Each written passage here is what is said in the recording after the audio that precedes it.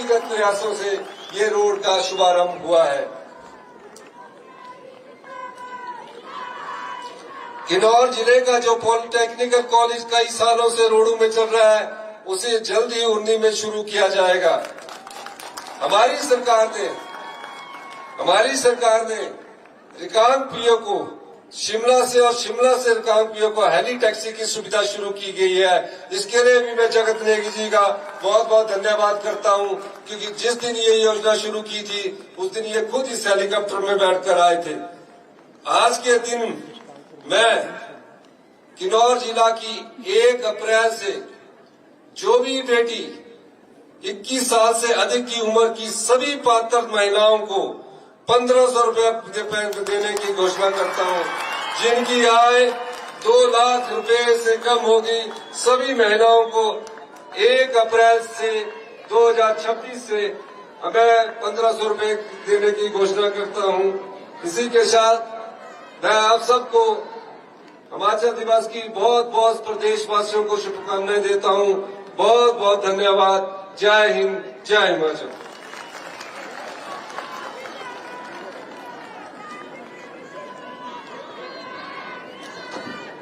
धन्यवाद माननीय मुख्यमंत्री महोदय जी। माननीय महोदय, आपके संदेश, प्रेरणा, संबोधन के लिए आभार। माननीय मुख्यमंत्री जी, आपने प्रदेश को विकास के नए आयाम दिए हैं। आपका विजन, समर्पण और जन कल्याण के प्रति प्रतिबद्धता के लिए अनेक आभार। प्रदेश सरकार ने चुनौतियों को अवसर में बदलते हुए प्रगति के नए आयाम स्थापित किए हैं। आइए अवलोकन करते हैं हिमाचल में हो रहे विकास कार्यों का एक वृत्त चित्र के माध्यम से। प्रस्तुति है सूचना एवं जनसंपर्क विभाग की।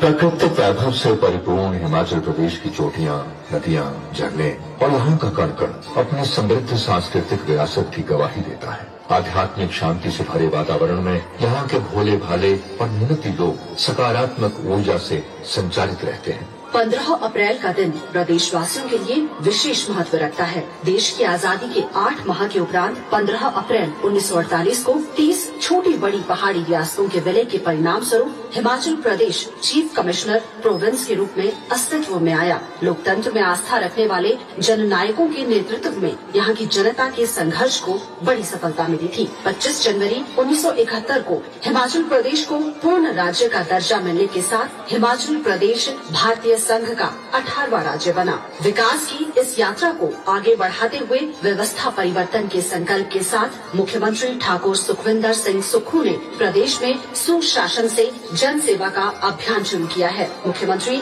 जन हितैषी योजनाओं से विकास की नई इबारत लिख रही है। प्रदेश सरकार प्रतिबद्धता के साथ जनता के साथ किए वायदों को चरणबद्ध तरीके से पूरा कर रही है। ग्रामीण अर्थव्यवस्था के सुदृढ़ीकरण के लिए सरकार ने ठोस कदम उठाए हैं। हिमाचल प्रदेश प्राकृतिक खेती से उगाई गई फसलों पर किसानों को MSP देने वाला देश का पहला राज्य है। प्रदेश सरकार ने प्राकृतिक खेती से उत्पादित गेहूं का न्यूनतम समर्थन मूल्य 60 रुपए से बढ़ाकर 80 रुपए प्रति किलोग्राम, मक्की का समर्थन मूल्य 40 रुपए से बढ़ाकर 50 रुपए प्रति किलोग्राम तथा कच्ची हल्दी का समर्थन मूल्य 90 रुपए से बढ़ाकर 150 रुपए प्रति किलोग्राम करने का निर्णय लिया है। पांगी घाटी में प्राकृतिक रूप से उगाए जा रहे जौ की MSP को 60 रुपए से बढ़ाकर 80 रुपए प्रति किलोग्राम किया गया है। इसके अतिरिक्त पहली बार अदरक के लिए 30 रुपए प्रति किलोग्राम का समर्थन मूल्य निर्धारित किया गया है। सरकार ने गाय के दूध के खरीद मूल्य को 51 रुपए से बढ़ाकर 61 रुपए प्रति लीटर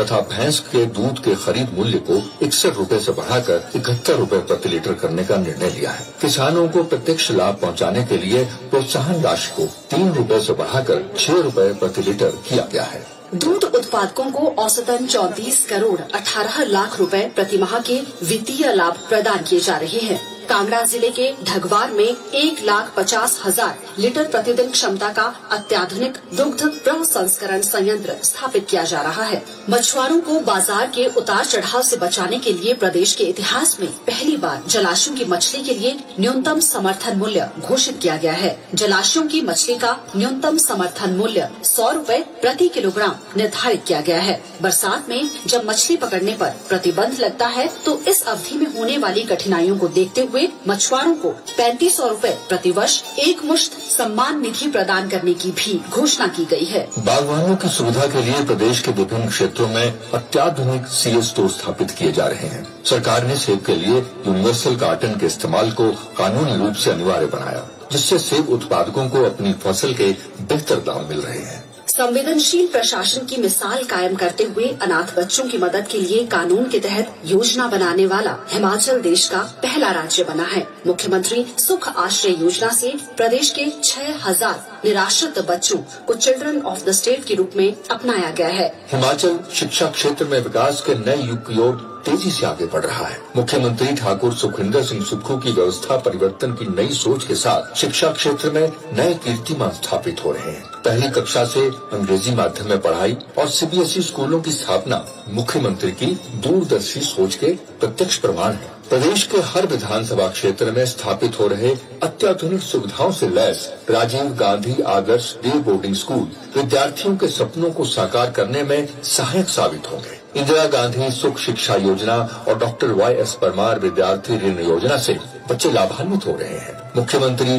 बाल पोषण योजना से बच्चों की पोषण जरूरतों का ध्यान रखा जा रहा है। शिक्षा क्षेत्र के लिए मुख्यमंत्री के फैसलों के सकारात्मक परिणाम सामने आ रहे हैं। हिमाचल देश के पूर्ण साक्षर राज्य की सूची में अपना नाम अंकित करवाने में सफल रहा है। गुणवत्तापूर्ण शिक्षा में ऐतिहासिक उपलब्धि हासिल करते हुए परख 2025 में हिमाचल देश भर में 5वें स्थान पर रहा है। प्रदेश के स्वास्थ्य संस्थानों का कायाकल्प किया जा रहा है और स्वास्थ्य संस्थानों को अत्याधुनिक मशीनों से लैस किया जा रहा है। अटल सुपर स्पेशलिटीज आयुर्विज्ञान संस्थान चमियाना, टांडा मेडिकल कॉलेज, नेर चौक मेडिकल कॉलेज और IGMC शिमला में रोबोटिक सर्जरी शुरू कर हिमाचल ने ऐतिहासिक उपलब्धि हासिल की है। प्रदेश में मेडिकल टेक्नोलॉजी को सुदृढ़ करने के लिए सभी स्वास्थ्य संस्थानों में 20 वर्ष से पुराने उपकरणों को नए स्वास्थ्य उपकरणों से बदला जा रहा है। इस क्रम में इंदिरा गांधी मेडिकल कॉलेज शिमला में 3 टेस्ला MRI मशीन भी स्थापित की गई है। इसके साथ मरीजों के लिए PET स्कैन की सुविधा भी शुरू की गई है।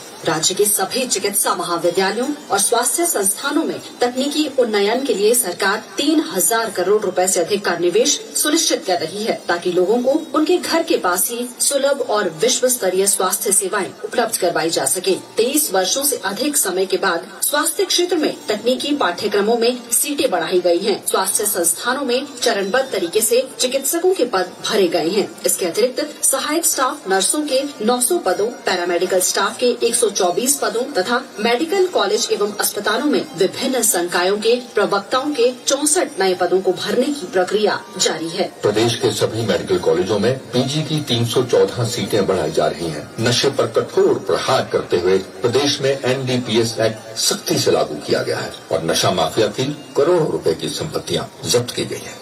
मुख्यमंत्री के अग्रिम प्रयासों से किन्नौर के सीमावर्ती क्षेत्र शिवकिला में बॉर्डर टूरिज्म गतिविधियों की शुरुआत की गई और उनकी इस पहल के परिणाम स्वरूप इस क्षेत्र में अब तक 8,663 पर्यटकों का आवागमन सुनिश्चित हुआ है। प्राकृतिक चुनौतियों का सामना करते हुए मुख्यमंत्री ने सेवा परमो धर्मा को सर्वोपरि रखते हुए संवेदनशील प्रशासन की पहचान कायम करते हुए आपदा प्रभावित लोगों को राहत प्रदान करने के उद्देश्य से कई निर्णय लिए। आपदा प्रभावितों को राहत प्रदान करने के उद्देश्य से राहत राशि में कई गुना की वृद्धि की गई। पूर्व में मकान निर्माण के लिए मिलने वाली 1,30,000 रुपए की सहायता राशि से प्रभावितों को अपना आशियाना बनाने में मुश्किलों का सामना करना पड़ता था, लेकिन मुख्यमंत्री के संवेदनशील निर्णय से मकान निर्माण के लिए 7 लाख रुपए तथा घरेलू सामान के लिए 1 लाख रुपए की वित्तीय सहायता से प्रभावित परिवार फिर से अपना आशियाना बसाने लगे हैं। प्रदेश के संसाधनों में वृद्धि करने के साथ साथ मुख्यमंत्री विभिन्न मंचों पर प्रदेशवासियों के हितों को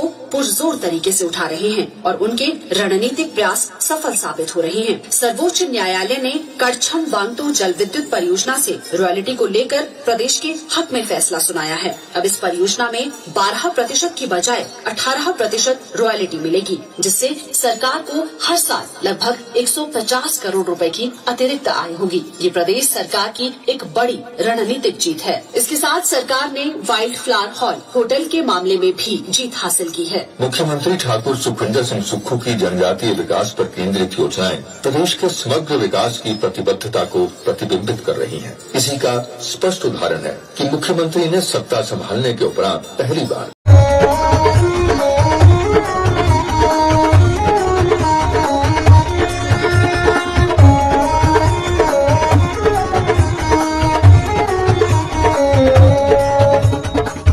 नमस्कार, मैं Alka Bhardwaj, principal Gurukul international school Kunihar. Gurukul हमेशा से मानता है कि हर बच्चा स्पेशल है और उसमें सीखने की अनलिमिटेड पॉसिबिलिटीज हैं। हमारे पास डेडिकेटेड स्टाफ है जो कि बच्चों को सिर्फ बुकिश नॉलेज ही नहीं देते, बल्कि उनके ओवरऑल डेवलपमेंट पे काम करते हैं और मॉडर्न एजुकेशन टेक्नोलॉजीज के साथ बच्चों को पढ़ाते हुए उन्हें संस्कार भी देते हैं। मैं आपको बताना चाहूंगी कि नेक्स्ट सेशन के लिए एडमिशन शुरू हो चुकी है, जिसमें कि इस बार हम ग्रेड नर्सरी से ग्रेड 1 तक नई एडमिशन पे एडमिशन फीस नहीं ले रहे हैं और ग्रेड 2 से ग्रेड 10 तक एडमिशन फीस पर 50% की छूट है। ये आपके बच्चे के लिए एक बहुत ही सुनहरा अवसर है। मैं आपसे रिक्वेस्ट करूंगी कि आप आए और एक बार जरूर गुरुकुल इंटरनेशनल स्कूल कुनिहार को विजिट करें। धन्यवाद।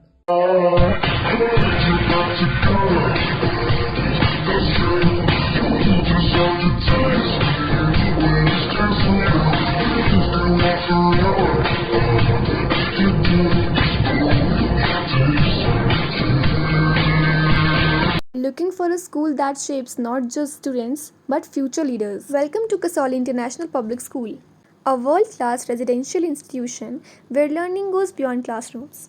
With a strong academic foundation, an advanced curriculum, and excellence in sports and co-curricular activities, we focus on complete development. Nutritious food, a safe boarding environment, and experienced teachers living on campus ensure constant care, discipline, and guidance. Enroll your child at Kasoli International Public School today. Admissions are now open. Give your child the future they truly deserve. Thank you.